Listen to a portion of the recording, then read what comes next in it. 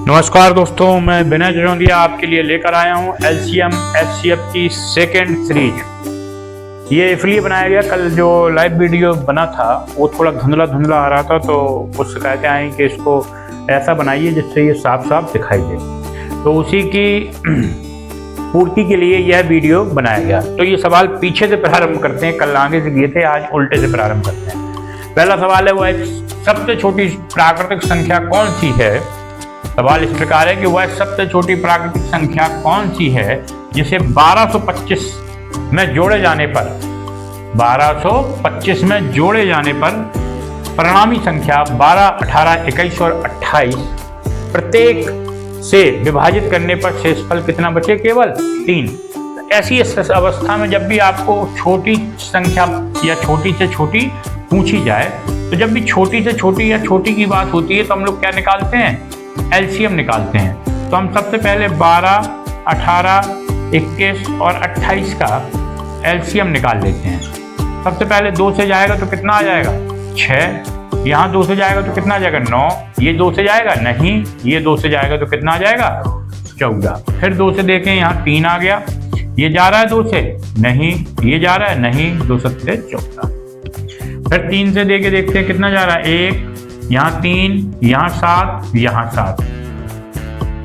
फिर 3 से दिया 1, 1, 1 और 1, यहाँ 7 से दे दिया। सॉरी, मैं यहाँ 1 1 लिख दिया। यहाँ 7 और यहाँ 7। फिर कितना आ गया आपका? 1, 1, 1, 1। तो एलसीएम कितना प्राप्त हुआ, मैं ये बताइए जरा। 2 गुणे 2 गुणे 3 गुणे 3 गुणे 7 गुणे 7। इनका आपस में गुणा कर लीजिए तो 2 दूनी 4 और 4 तिया 12, 12 में 24 12 तिया 36 और 7 49। 49 गुणे 36 कितना आएगा बताओ जरा? कितना आएगा? 252। आप इसको करके देख लेना, 252 ही आ रहा है कि नहीं। फिर जो हमारे पास एलसीएम आता है, हम लोग क्या करते हैं? इसका भाग किसमें देते हैं? जो संख्या में जिसमें जोड़ना या घटाना है। तो हम लोग 252 का भाग किसमें देंगे? 1225 में। कितनी बार जाएगा? 4 बार जाएगा। 4 दूनी 8 और 4 पंचे 20 और फिर 4 दूनी 8 और 1 4 बार जाएगा कि 5 बार? 5 बार जाएगा। 5 दूनी 10, 5 25 और 1 26 और 5 दूनी 10। क्या हो गया भैया?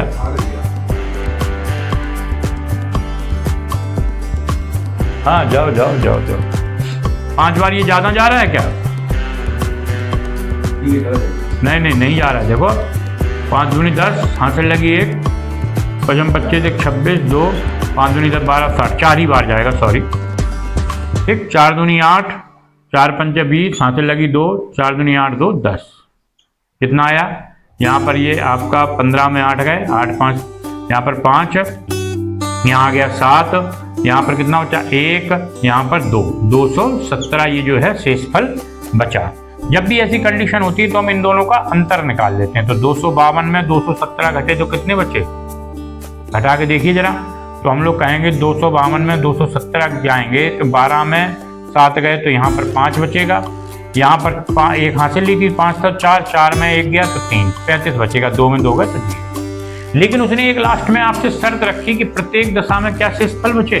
3 शेषफल बचे। तो 3 कैसे शेषफल बचेगा? जब इसमें 3 जोड़ देंगे तो कितनी आ जाएगी वह संख्या? वह संख्या आ जाएगी आपकी 38। 38 एक ऐसी संख्या है कि 38 एक ऐसी संख्या है कि हम लोग इसमें भाग देंगे तो प्रत्येक दशा में क्या शेष बचेगा? हमारा 3 बचेगा। ठीक, ध्यान रखना। क्लियर?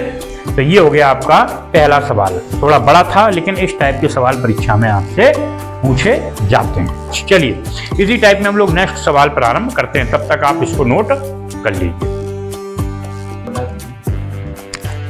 चलिए, अगला सवाल है 24, 42, 56 का लासापा ज्ञात कीजिए।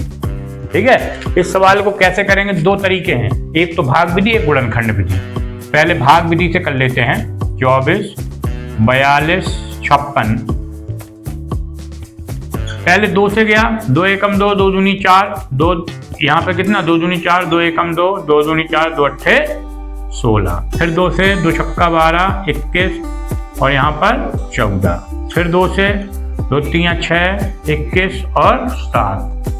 फिर किससे 3 से 3 7 और फिर 7। यहाँ पर 1 क्या आएगा 1। फिर 7 से 1 1 1, इनका गुणा कर लीजिए आपस में तो एलसीएम निकल आएगा। पहली विधि नीचे का आ रहा है, देखो जरा, ये तुम साथ में करते रहा करो। हाँ 2 दूनी 4, 4 दूनी 8, 8 सत्ते 56, हाँ 8 तिया 24, 24 सत्ते 24 पंचे तो 120 होता है।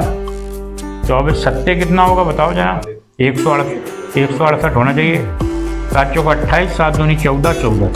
एलसीएम कितना आ गया आपका 168। एक विधि तो ये है।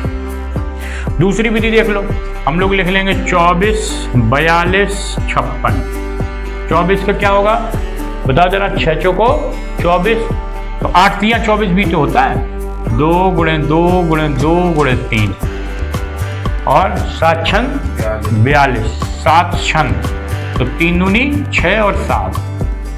और ये बताओ 56 का बताइए जरा, 8 सते तो 8 सते 56 का मतलब 3 बार आपका 2 आएगा और 1 बार 7 आएगा। 3 बार 2 और 1 बार 7। तो मैंने आपको तरीका बताया था 2 की घात 3 गुणे 3, दूसरा 2 गुणे 3 गुणे 7, तीसरा क्या होगा 2 की घात 3 गुणे 7। अब इसका एलसीएम निकालने के लिए मैंने आपको तरीका बताया था अधिकतम घातें लो। तो इसमें 2 की अधिकतम घात क्या है 3, 3 की अधिकतम घात क्या है 3 ही है अकेली, 3 की घात 1 ही है, 7 की 7। तो देखिए इसका तो 8 हो गया, ये 3 हो गया, ये 7, 8 तिया 24, 24 गुणे 7 तो उत्तर कितना आ गया आपका 168। एक ही हो गया आपका एलसीएम। ठीक है, मैं ये सवाल इतने कठिन नहीं है कि इनको धीमे बताऊं, क्योंकि कल मैंने लाइव वीडियो में बहुत अच्छे से पढ़ाए थे। थोड़ा वहां धुंधला है इसलिए ये वीडियो बनाया जा रहा है, तो आप उसकी मदद लेके इसको अच्छे से समझ सकते हैं, इसलिए थोड़ा इसमें स्पीड में हम लोग चल रहे हैं। चलिए अगला सवाल देखते हैं।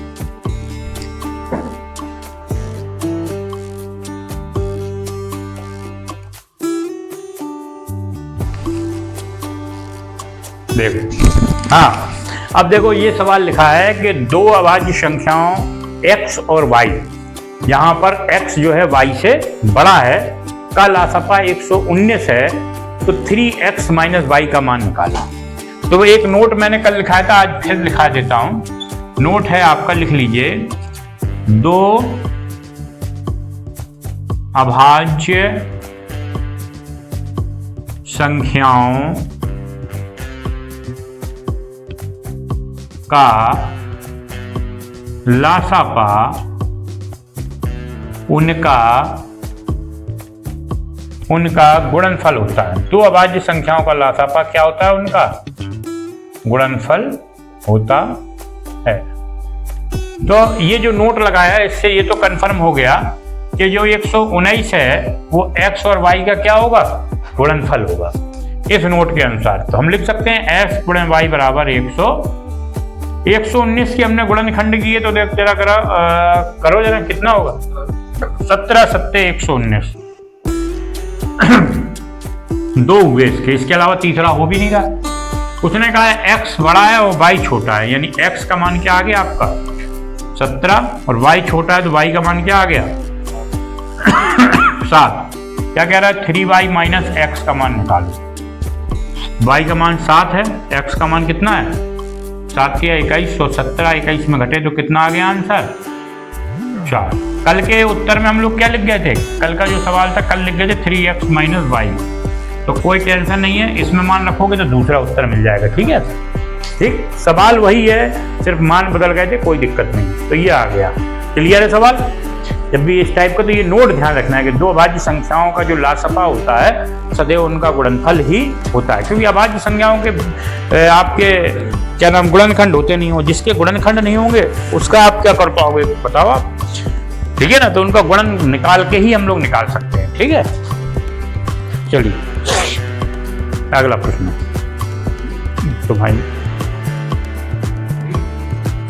देखिए एक सवाल उसी क्रम में मैंने लिख दिया है कि किन्हीं दो धन पूर्णांकों x और x माइनस वाई का एलसीएम यानी लासापा ज्ञात कीजिए। तो यहां पर दो धन पूर्णांक है, कौन कौन से हैं? x है और x माइनस 1 है। इनके गुणनखंड हो रहे हैं भाई, इनके गुणनखंड तो हम वैसे भी नहीं कर पा रहे। क्यों? सीधे x है, ना कोई घात है ना कुछ है, और x माइनस 1 है, इस पर भी ना कोई घात है। तो जब इनके गुणनखंड ही नहीं हो रहे हैं और सीधे सीधे मान है, तो मैंने इसके पहले अभी एक नोट लगाया था। क्या लगाया था? दो अभाज्य संख्याएं। अभाज्य का मतलब ऐसी संख्याएं जिनके गुणनखंड ना हो, जो स्वयं और एक से विभाजित हों, उनका लासापा सदैव उनका गुणनफल होता है। तो इसका जो लासापा आएगा क्या आएगा बताओ जरा हमें। आय का होता है, एक्स का हो, तुम तो आय का अमिताभ बच्चन बन गए। आय तो ये आगे आपका ये लिख सकते हो या इसको अंदर हल कर लो, कोई मतलब नहीं, चाहे ये लिख दो चाहे ये। क्लियर है? अगला सवाल देखते हैं हम लोग। देखिए नेक्स्ट सवाल आ गया कि दो सह मूल संख्याओं x और y का लासापा निकालो। तो पहले तो तुम ये देखो कि ये जो सह मूल संख्याएं ये क्या है, बता सकते हो क्या है? ध्यान रखना, सह मूल, सह तो ठीक है, मतलब सह मतलब साथ वाली। मूल संख्याएं क्या होती हैं? सह मूल संख्याएं क्या होती हैं बताइए। सह मूल संख्याओं को हम लोग सह अभाज्य संख्या भी कह सकते हैं। क्या कह सकते हैं? सह अभाज्य संख्या। सह मूल संख्याओं को क्या कह सकते हैं हम लोग? सह अभाज्य संख्या भी कह सकते हैं। अब ये पता चल गया कि ये सह अभाज्य यानी अभाज्य संख्या है। कौन कौन? x और y। x और y क्या है? अभाज्य संख्या है, ये पता चल गया। तो इनका लासापा निकालना कठिन है। क्या होगा इनका लासापा? बस दोनों संख्याओं का जो गुणनफल होगा वही इनका क्या होगा? लासापा। तो एलसीएम क्या निकल आया आपका? x इंटू वाई यानी कि एक्स वाई। क्लियर? अब ऐसे सवाल अगर आएंगे तो आपको परेशान करेंगे? नहीं करेंगे। चलिए नेक्स्ट सवाल देखते हैं।